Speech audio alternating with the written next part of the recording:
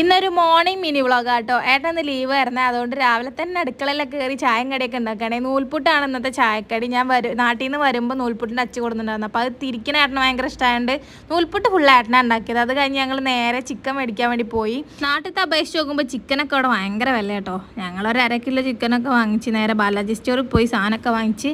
ഇതിൻ്റെ പേരെന്താണെന്നൊക്കെ അറിയില്ല, അറിയില്ല കമൻറ്റ്. ഇതിൻ്റെ പേരൊക്കെ ഓർമ്മ ഉണ്ടായിരുന്നു, മറന്നുപോയി.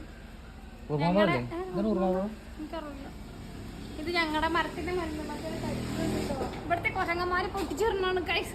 ഇവരിത് തിന്നണില്ല എന്നുണ്ടെങ്കിൽ പിന്നെ എന്തിനും ഇത് പൊട്ടിച്ചിരുന്നു. അത് പച്ച കുറച്ച് വെയിറ്റ് ചെയ്ത് ഓർക്കണമെന്നോട്, ബാക്കി ഞങ്ങൾ തിന്നുള്ളൂ. ഞങ്ങളുടെ വീട്ടിൽ അരിനെല്ലിക്ക ഉണ്ടായിട്ടുണ്ട് ഗൈസ്. അങ്ങോട്ട് നോക്കൂ.